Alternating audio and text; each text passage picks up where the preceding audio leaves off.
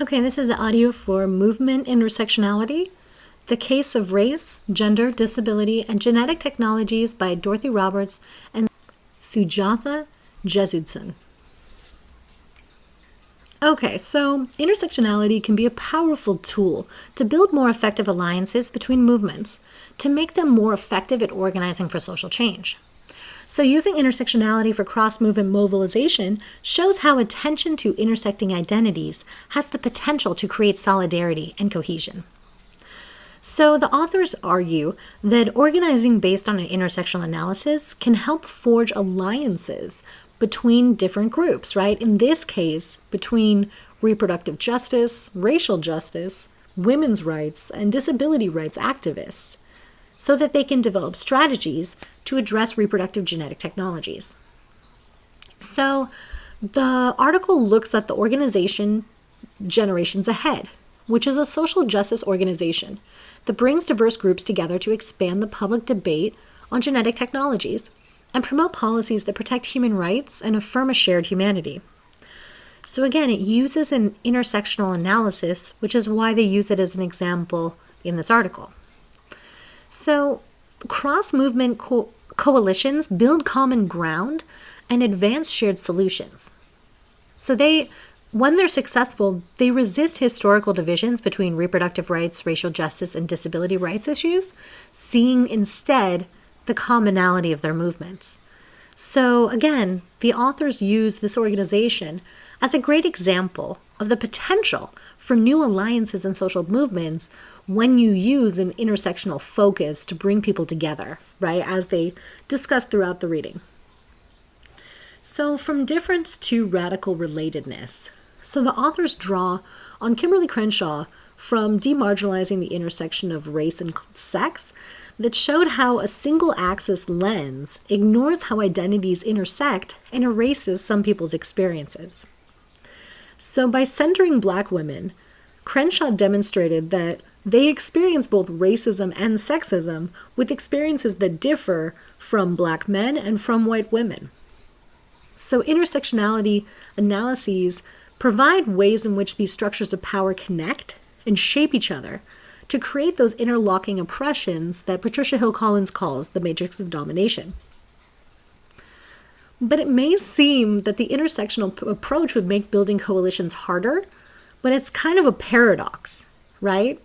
By addressing the intersections, this enhances the potential to build coalitions between movements and makes them more effective at organizing for social change. The only way to confront the matrix of domination is to acknowledge differences in lived realities that occur due to power differentials, and not doing that thing that a lot of movements do, which is, again, pushes a lot of people to the margins of those movements, is where they ignore the experiences or perspectives of some members of the group while focusing on the interests of the most powerful within that movement. So intersectionality also requires radical self-reflection and a willingness to relinquish privilege and engage with others towards collective social change. And once differences are acknowledged, an intersectional framework enables discussions among groups so they can then find that common ground. And the analyses of the commonalities reveals the ways in which the structures of oppression are related. Ultimately, intersectionality applies to everyone, since we all live in the matrix of power inequities, and the specific intersections in our identities shape our lives. This is why engagement between groups is essential, as privilege often blinds us to the needs of other groups. And when you learn about those similar struggles, you can then better join together to alleviate those inequities or to help develop strategies to do so. So we need to see our relatedness instead of our differences. And again, the article is pointing out the radical potential for intersectionality, right? To build political coalitions on shared understandings and a shared vision of social justice. So moving on to an intersectional analysis of race, gender, disability, and reproductive genetic technologies, first off, reproductive justice is really a women of color developed movement or theory as well to challenge the barriers of their reproductive freedom stemming from sex, race, and class inequities.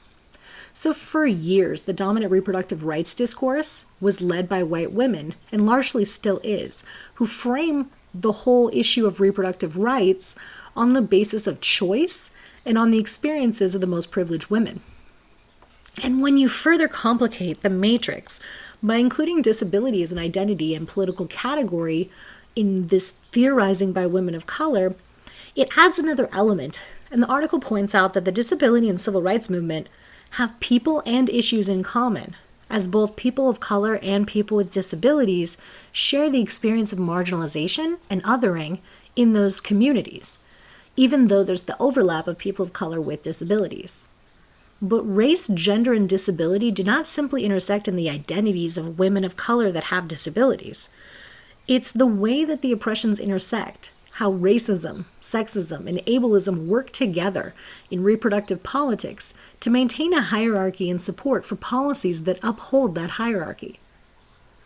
So the article talks about advances in reproductive assisting technologies, or the sophisticated methods that we have to select preferred genetic traits and deselect disability when dealing with embryos in a lab setting.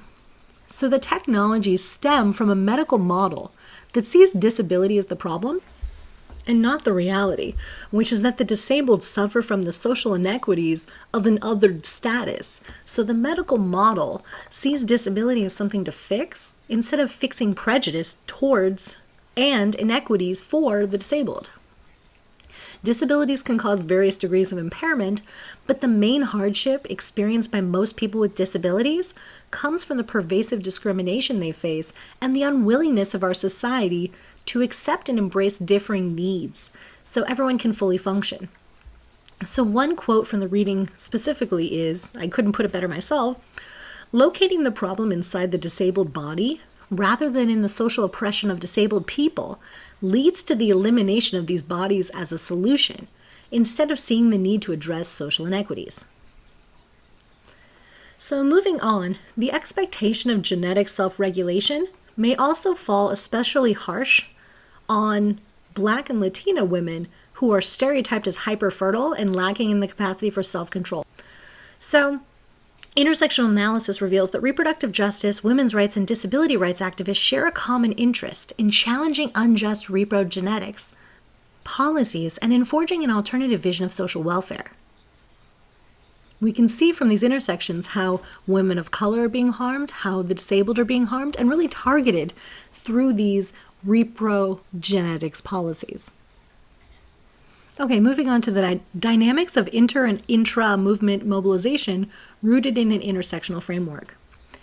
At the heart of Generation Ahead's method of cross-movement alliance building is honestly and openly discussing conflict among groups in face-to-face interactions, and through the process finding ways to articulate common values that form a shared advocacy agenda that motivates strategizing and collective action so that they can address specific issues.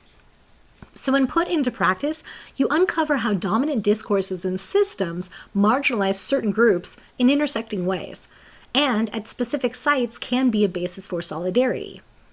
So at a series of meetings among the groups, they developed a shared analysis across their movements with the goals of creating common ground and advancing solutions and strategies together. And so the article details much more in depth the dynamics of these meetings. But in brief, after discussions, participants worked together to develop a list of shared values that they could take back to their individual organizations to inform advocacy.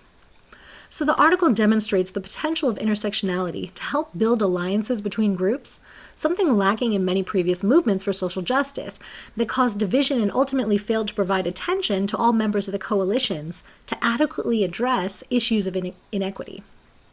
But the authors also point out in the article that radical alliances can only be built on the basis of being honest about differences and having those disagreements. And identifying multiple and intersecting interests is crucial to creating repeated opportunities for collaboration.